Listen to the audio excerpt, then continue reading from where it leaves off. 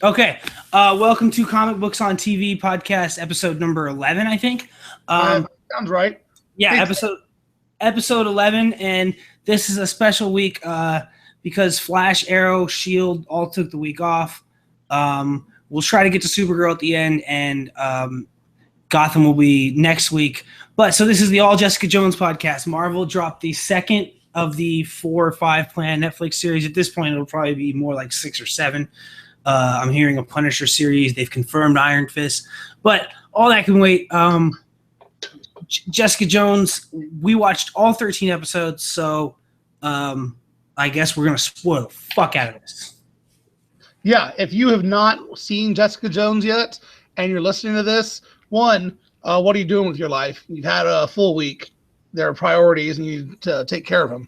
And two, we're going to spoil the hell out of this thing, so you should check out now. It's awesome. It's great. I think we're both going to tell you how much we like it here. But go watch that, and then we'll talk to you soon. Yeah, and then have some nightmares too, because don't watch 4 episodes and then go to sleep at 4 in the morning. Okay, so Jessica Jones.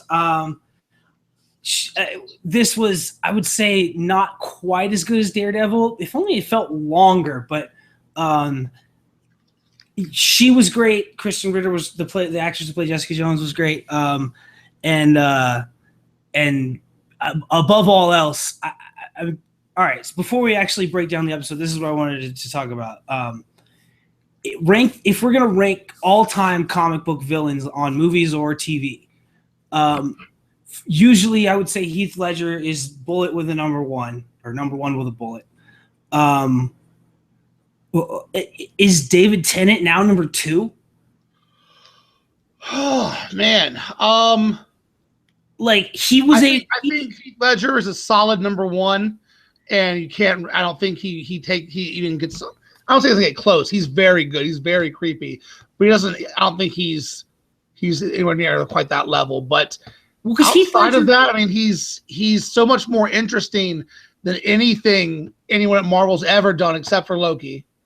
And it's not even like. Yes, he was interesting, and yes, David Tennant was a great performance, but like. This was the first like villain that like I mean the Joker was all fun and games and it was kind of fun, with the which are they going to blow the boat up or the other blow, like which one's going to do which, and that was I don't know if it was funny, but that was fun to watch. That's about like that was exhilarating, that was thrilling. Watching this dude sexually harass and manipulate and torture women for not even just this one girl, and me as a viewer, I've never seen a comic book villain like actually give me nightmares. Like fuck Freddy Krueger. This I felt like I had Zebediah Killgrave in my head. No, he was creepy and messed up, and the sexual abuse aspect is something that is rarely covered in a good, intelligent, interesting, and honest portrayal. It's usually for effect, or it's brushed over as the motivation for the male character, or just to show how evil he is. And while they definitely use it to show how evil he was, the sexual abuse stuff was always kind of in the background. Mostly they were showing him taking advantage of these new people. They were showing him getting these new people to commit murder. All the stuff with her, it was stories of it. It was creeping, flashing nightmares. It was not just how evil it was and how creepy he was in the flashbacks, but it was the sporadic, nightmarish like flashes of it that I think built they bring out the most of the creep and terrible factor of that for anyone. You don't have to be a woman. It's horrible. I shouldn't even. That's not even what. It wasn't even the sexual stuff that made him so. It was this. I've never seen someone so viciously evil. When he told that kid to, this is very at the end, but like, go stare at the fence forever. And then it cuts to Jessica and Luke going into that apartment or in the nightclub, and he's like, he's trying to say, "Help me." That was disturbing. Yeah. It was. And like the idea that yeah, yeah, it's not even the sexual stuff. It's the idea that he would get someone addicted to heroin so that they had to listen to him and not just with his powers is like that's great. That reminds me of something the Joker might do or something like that. But the kidnapping, not even kidnapping her, they're just, hey, come with me, you love me now. And how did it ever say specifically how long she was under a spell? Well, no, but I've read some of those Alias comics before this came out. It's like 8 months. I thought in the comics it was the better part of a year, and this I didn't notice to be specific, but I got the impression it was at least a few months. And man, that's a long time to just give your life away to have no will of your own. I mean, that's crazy. And not even just the sexual, but the emotional and the you're my girlfriend, I love you, so you have to love me. And the way that plays on the the mindset of like the Gamergate douchebags and Thank you. Okay, I was gonna say it's almost like they made him the physical, real life embodiment of like horrible internet men. Like, like, whether it's Gamergate or Arian, like whatever because you know exactly what I'm talking. We thought the exact same way. He's the representation of like the childishly like hating women because they don't treat like Gamergate, all that stuff, right? Yeah, totally. I totally think so. And I think it's why the Joker is so good is that he's not some crazy costume villain. He's crazy looking. He's not wearing a mask. He's not carrying around a giant staff. It's little murderous things. The most jarring parts of Dark Knight aren't I'm gonna blow a boat up. It's I'm gonna shove the pencil through this guy's head right in front of everyone. It's I'm gonna hang this body of a dead guy in a Batman costume out a window and just that kind of crazy stuff. The creepy stuff is the smaller, more personal moments. My favorite scene from Dark Knight is actually that end scene with Two-Face holding Gordon's kid and with the gun to his head as he flips the coins, decides to see who's gonna get shot in the face or the stomach or whatever. And this had those kind of moments, it's just so personally evil. And the fact that he would take it to such small levels is give me your coat, do this, play the piano, what he made that woman play the cello instrument until your fingers bleed, cello, till you're bleeding. Okay. Now that yes, let's actually go back to I've said some stuff at the end and you have to, let's go back to the beginning. The idea of a support group for people fucked with by a supervillain. Yeah. That is an original idea of this show, and kudos to whoever came up with that. I mean, you would know there's never been a Joker victim support group in any Gotham or any Batman comic, has there? Not that I can think of. Because he would never allow that. Like, he would never go to it, right? So we would never visit it. What you just said, it wasn't just her. It wasn't just Hope. And we can talk about Hope. That was such a tragic thing. But also how Hope was kind of right when at the very beginning when she was like, "Oh no, you should just kill yourself. Yeah, like, right now you should just kill yourself, Jessica. You will save the entire it." That was one of the more disturbing lines in any fucking thing. It's just you can see how real and how nasty this Kilgrave situation is. I liked the way they opened with Jessica. I liked her creepy little stalkerism, her drinking problem. Just a quick break is that DC has got to get into this adult television thing. And I love Arrow and Flash, but like DC was the ones that when Marvel stopped making comics for little kids and aimed them at teenagers, DC was the one that eventually overcorrected to let's make them dark and pulp novels and stuff for adults. Let's make Batman break through a wall and snap someone's back. Let's make in Dark Knight Returns, he breaks the Joker's neck 3/4 of the way. Enough that he's not technically dead. Oh wait, he just finished himself and he's dead now? Okay, but still, he broke his neck a lot. That's pretty hardcore for Batman. Year one, Catwoman is, basically a pimpstress. She's a Madam. Like all of the Mike Grell Green Arrow run. Yes, thank you. The entire, not just Longbow Hunters, but the entire series that spawned from that was suggested for mature readers for Seattle. 6 years and was great. Yeah, Seattle. Your face is paused. Or had, I guess, in the late 90s. And there was some great stuff there. But it was so not the focus that half those books were in black and white. Like the War Machine book was in black and white. One or two others were as well. So, I mean, Marvel's kicking ass because you're right. This show, Jessica Jones, was, I don't know if I liked it quite as much as Daredevil either, but close. And I thought it finished stronger than Daredevil. I thought the last 2 episodes of this carried the momentum better and finished off the series better than Daredevil did. I just thought Daredevil's first 10 episodes were probably faster, better, and better paced than this. Daredevil was more enjoyable. And I don't know if it was better because the whole time with Jessica Jones until probably the last 5 episodes, maybe 4 episodes, I was like, should we even talk about this? This is like barely qualifies as a comic book show. I texted you about, what was it, episode 3 or 4? It's like that J-Lo movie where she's getting stalked by her husband and has to like fight back. Yeah. Yeah, which is a really disturbing flick. And I mean, it was, and I mean, that being said, the fighting was like kind of shitty with her, but I thought that was great because like she has superpowers and she got it when she was a teenager. Like, why would she know how to fight? Like, she should just, there's no reason why she should actually know how to throw a kick, like, or to spin kick or like even be half as good as Thea or Sarah. No, I mean, it's one thing about like when Batman fights Superman is that Superman's a guy who can punch.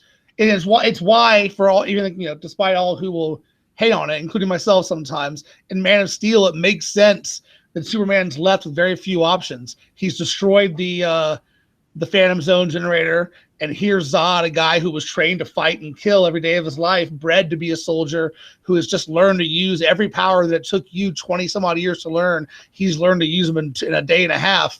So it's Superman never had a reason to learn to be a good fighter because a flick wins every fight.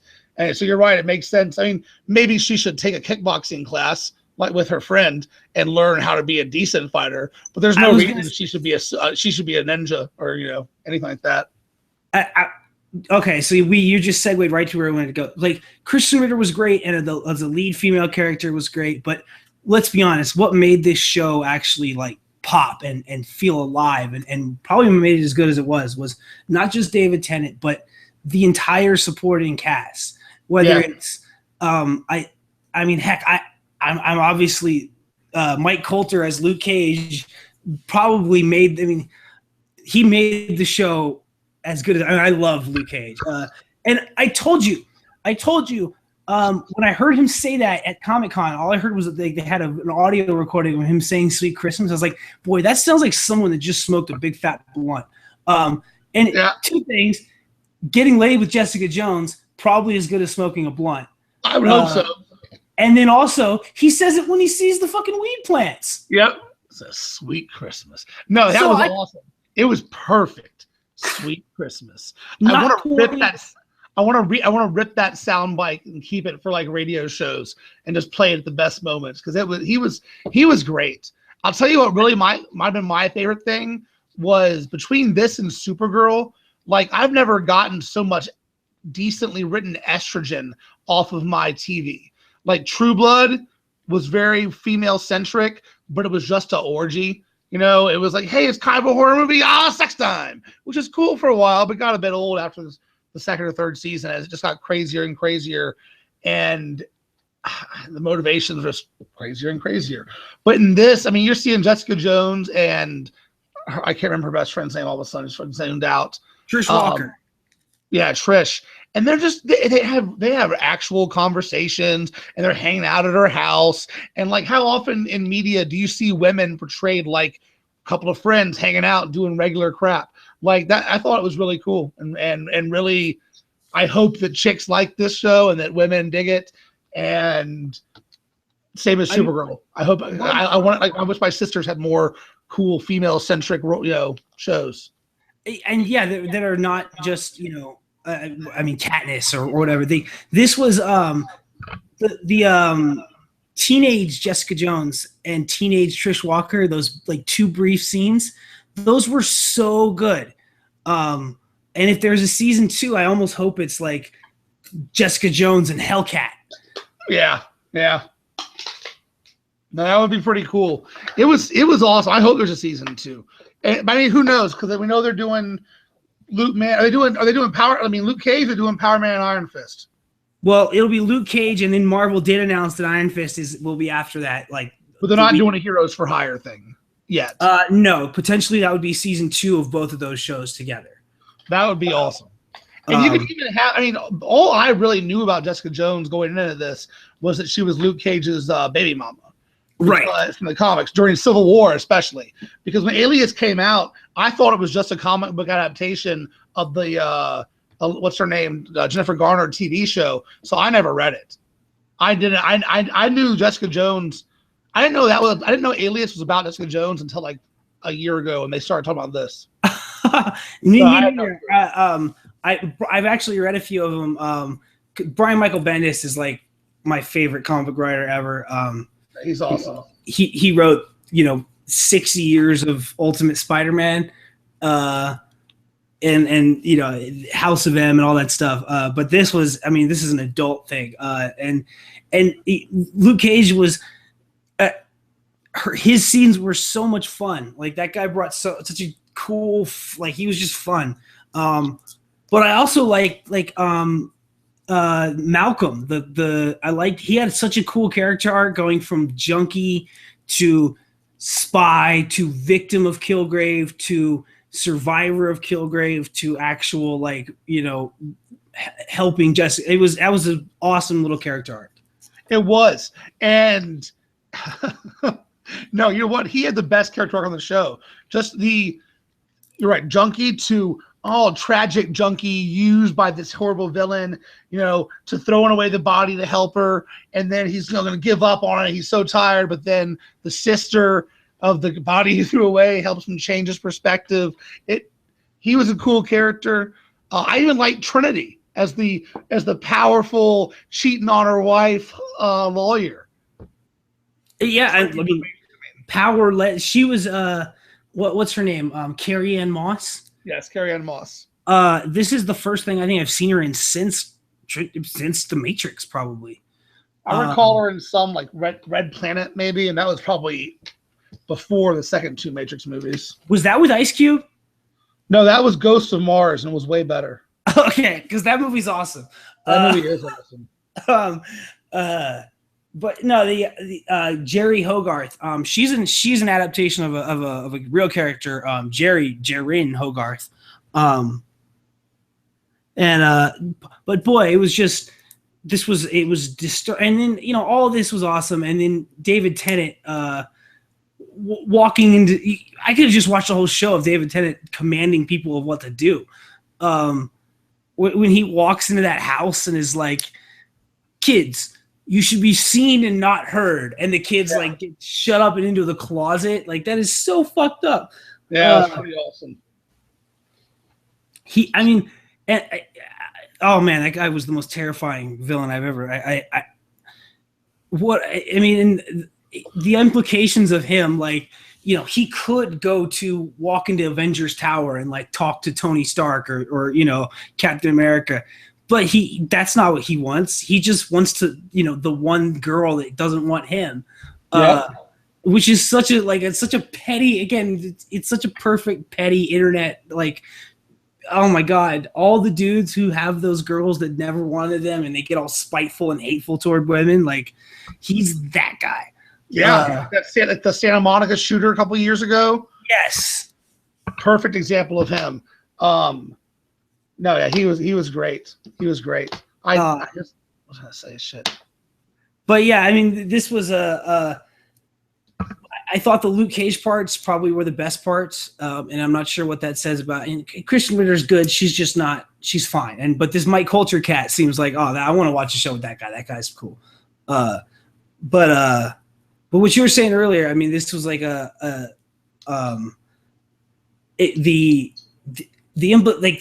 from a female perspective, walking into a room and seeing your picture of everything you've been doing for the last like 2 months. Yeah. How fucking creepy and not that out of like possibility is that for like that must have been really jarring.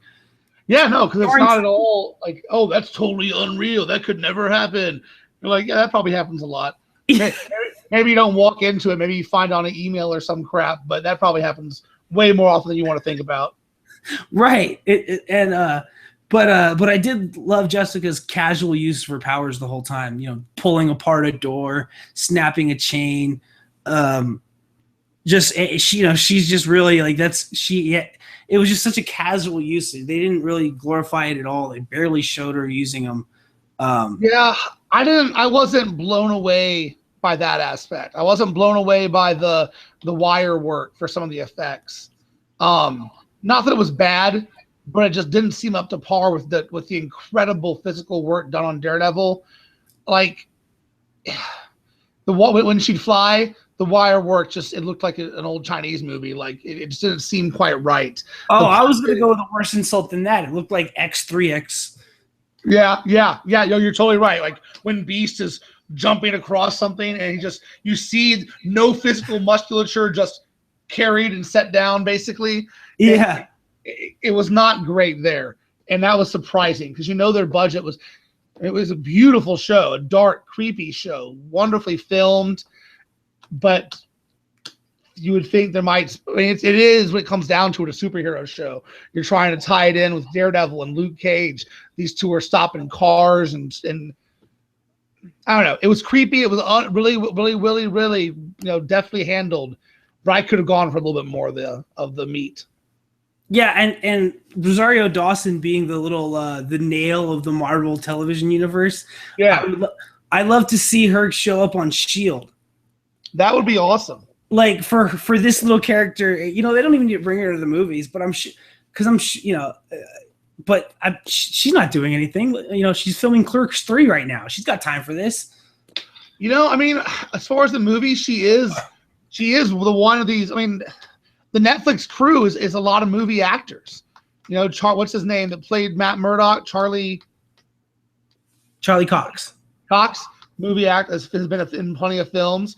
Rosario Dawson is a real actress. Been in films, done a good job in many films.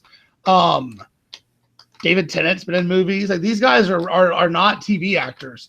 So although it's more likely, I guess, that you see them in S.H.I.E.L.D., what they reference is the Avengers, not S.H.I.E.L.D., and the actors they get are movie quality, not TV.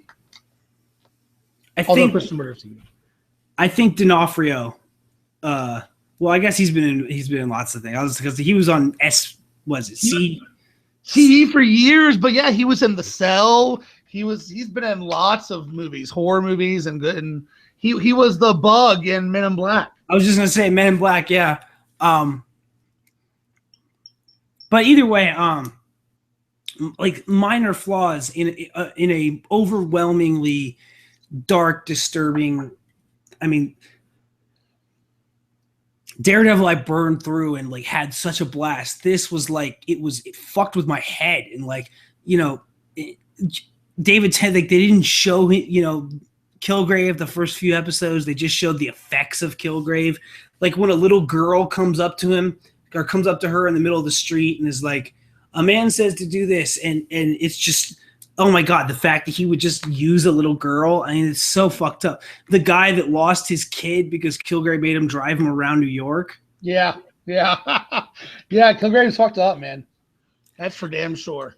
I mean, like, the Joker doesn't have those powers, so he has to come up with entertaining ways to manipulate people. But like, this was, so the Joker I would never call a super villain, right? Because he has no powers. He's just a crazy dude who is a super insane villain. But Kilgrave was a legitimate super villain, a super powered mind control. Like, I've never seen the X-Men. Do they ever really represent Professor Xavier just like getting what he wants all the time? Obviously not Professor X. He's a good guy, but they have the Shadow King who does that kind of stuff. And there is the White Queen definitely do that kind of stuff. But this guy, I guess for them, it's a little less scary because they have to use their power to make you do it. Right. He just says, hey, do this for me. And you do it. He's not actually sitting there thinking about it. He's not, okay, let me, all right, you do what I say. Everybody freeze, stand still. You're going to forget all of this. He's just like, hey, kill yourself real quick. Do me a favor and cut that guy's arms off and make his body disappear. Stab cut her 1,000 times. 1,000 times. 1,000 times. Cut it. That's a lot of cut. That's to take a while. And all he does is say it as a whim. And it's now their greatest desire. That's some creepiness, man. Very creepy. And you know what? I think also what made it so creepy is that like in all other forms of like mind control and telepathy and all the comic book powers like that we've seen, like usually it's like either they don't remember or like they have no control, so they don't feel like this. It was always like they had a little bit of control and they remembered, which made it so fucked up afterwards that he just left this trail of fucking chaos around him. It was just, oh my God. I could have watched a whole show of Kilgrave. But yeah, the idea of a dude who can just say and get what he wants it's horrid. And when he says, he has that line when he's like, what is it? He's talking about he says, he has that line where he's like, I don't ever know when people are doing what I want because I have to think about exactly what I'm saying in case. Oh my God, it was so fucked up. And the most fucked up moment of the series, it wasn't when Jessica told him that she was raping her. It wasn't when Hope killed herself. It was when the most violating thing he did was buy her old fucking house. Like, yeah, that was pretty fucked up. That was pretty creepy. No, but I agree with what you said a second ago. That line that I don't know what's real and what's not. I don't know who really cares about me or what I want or what I say. Because I had to phrase everything so intentionally. If I'm not, it makes sense. It teaches you like if they were tests on him because he had those powers that young, then he grew up at least a while with this ability, meaning that's his worldview. In his world, people like to do what he wants. How is that wrong? How is that bad? How are you going to easily learn how, that's the wrong way to feel? There's not a whole lot of correction going on in his life.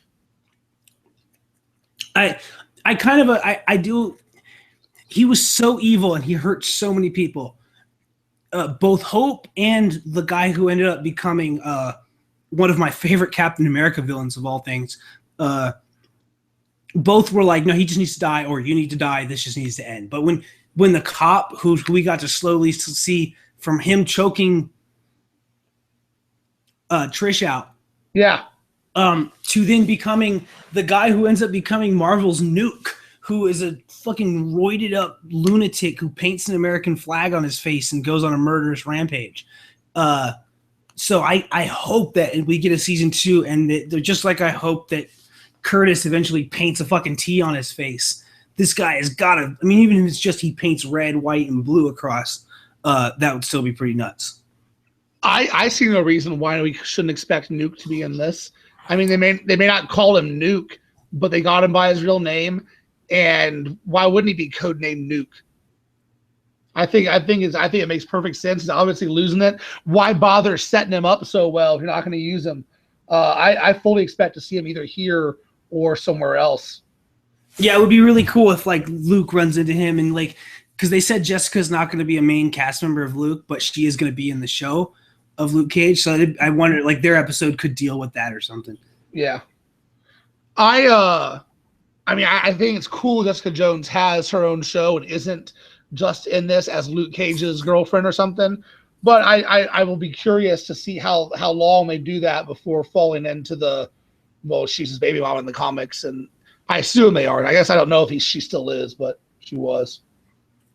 Yeah, I actually, people's response to this has been so good that I would not be surprised if the second seed, like she's in Defenders with Luke, and that they have whatever happens and that happens, and then coming out of that we get Jessica Jones. I mean, I said referenced earlier. I mean, Trish Walker was the star that no one saw coming of this. One of Marvel's oldest characters. She's older than fucking Captain America is. I mean, this was a character who was the star of her own. She's pre-1940.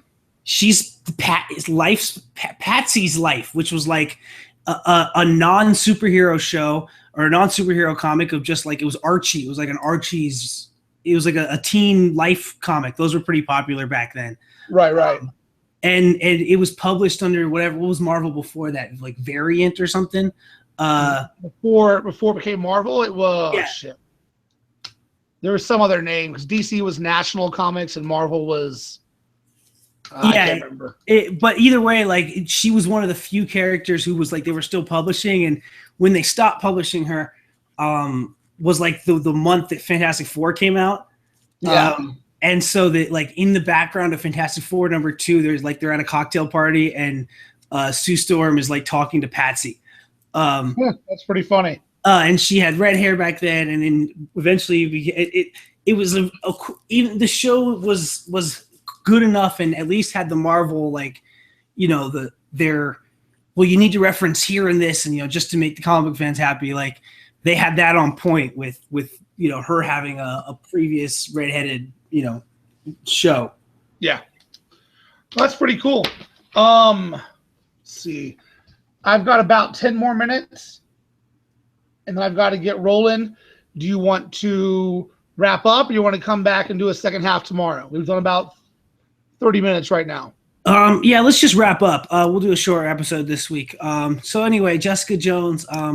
Overall, what would you say?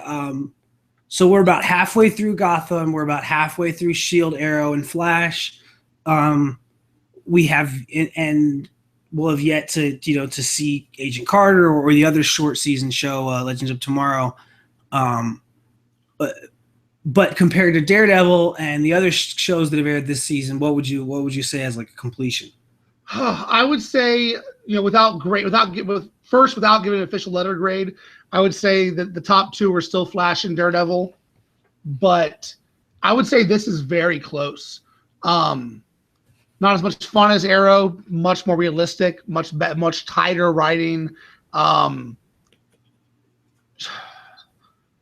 think it's probably third, a little better than Shield, and I'd give it probably a B+.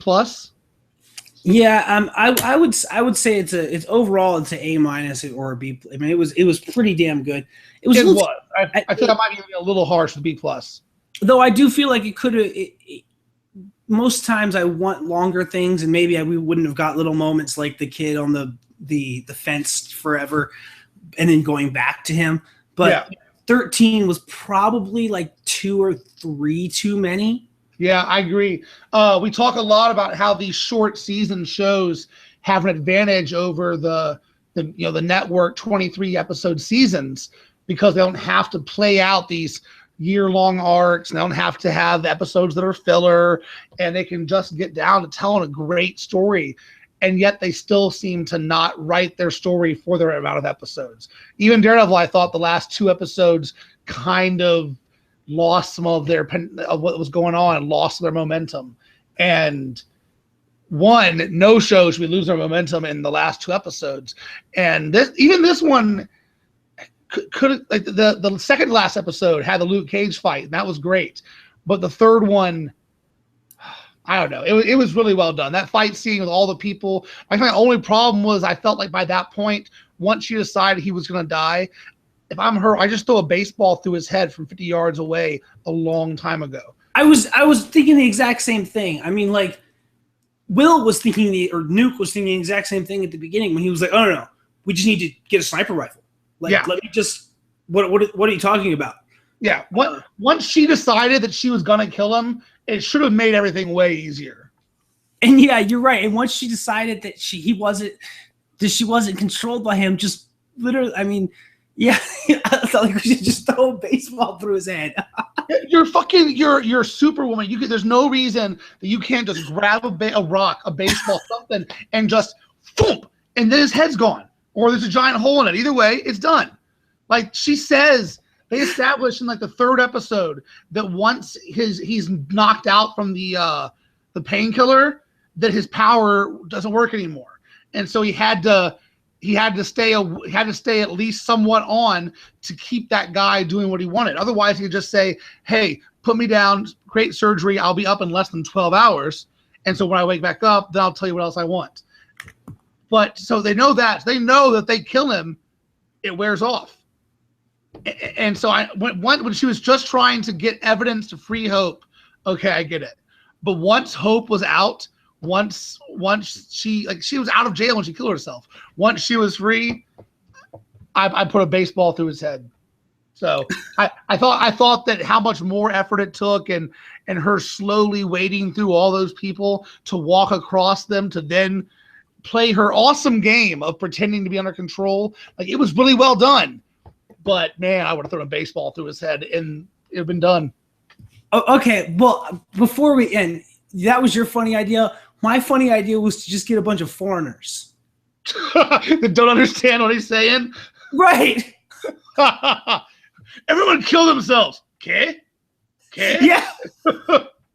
You're right. That's a great idea. Like, does it have to? I mean, is it his power over will? I mean, I think it is, because the one, one of the few interactions I've had with this guy in the comics was Dr. Doom had him chained up in Latveria, and the guy was like, I'm the true ruler. You have no powers. You're all just fucking technicalities and technology. And Doom walks into the room and takes off his helmet and is like, tell me what to do. And Kilgrave's like, and Doom's like, just tell me what to do. We'll see what the real boss is. And it's a representation of Doom that's never been done in the movies as cool as that. But yeah. So is it will, or is it, or yeah, if you just had like an Asian dude, a Mexican, and a guy from from Zimbabwe, that they would just like beat him with baseball bats. Just pay 4 dudes from New Puerto Rico to beat this dude with baseball bats. Yeah. But that being said, I still really like the show. I think that it was a solid B+ or a stretching A-. Yeah, I would go B+, but also I really liked all the supporting characters, whether it was Malcolm or Luke or Trish, or even Trish's mom, who's I think Rebecca De Mornay.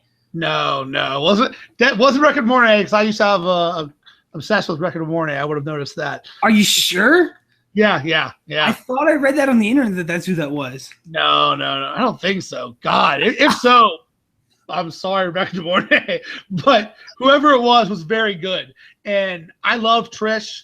I love Luke Cage. I can't wait for Power Man. I'm sure they'll call it Luke Cage because Power Man's a terrible name. But I want to see Heroes for Hire. I can't wait. That's gonna be awesome. They have to show, like, how they have flashback Ollie? Yeah. So they need to have flashback Luke Cage with an afro and a tiara. Like, just yes, they do. Give me that. Yeah. Okay, quick before we go, we have tickets for Star Wars Episode 7 opening night, 7 p.m. South Point XD. Yes. Did you see Avatar with me? Oh, it's in XD? Yeah. Oh shit! Did you see Avatar with us at the South Point? Yeah. Because that was the best 3D experience I've ever had. And I was talking to Boozer and someone else who was with us, and they said the same thing. They said they've never had as good an experience with 3D as the XD theater. So that's why I got us was the XD tickets, open night at 7. The question is will I be able to see the screen through my goggles, through my tears? I'm excited. Preview for Captain America 3 Civil War dropped. And yes. Looks incredible. Marvel owned the fucking week as far as the internet's concerned with Jessica Jones and Black Panther. Yeah. T'Challa looks awesome in that preview.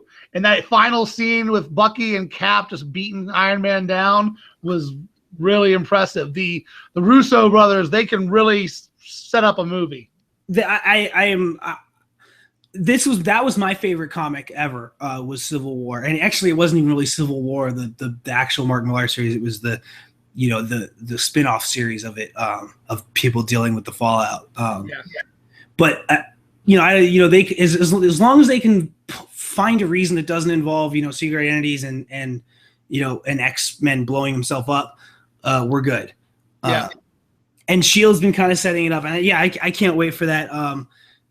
Supposedly, we're gonna get a full-length trailer for that at Star Wars. And then tonight on Gotham, we have a new trailer for Batman. Okay, so I was about to bring this up. So we on Gotham.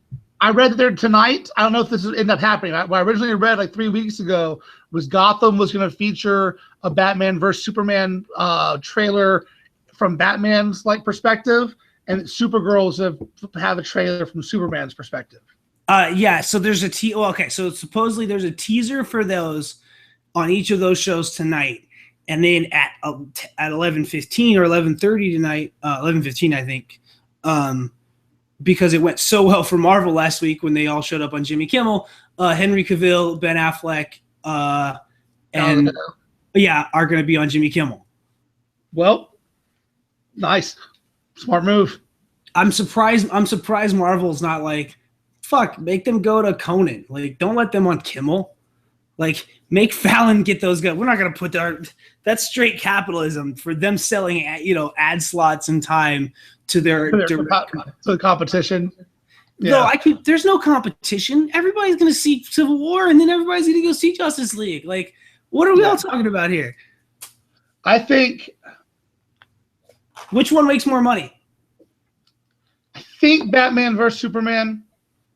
I think that you still have, with those two names, I think everyone goes. I think they have a closer to a Star Wars thing where everyone knows Superman and Batman. Everyone knows Star Wars. Star Wars making the most money.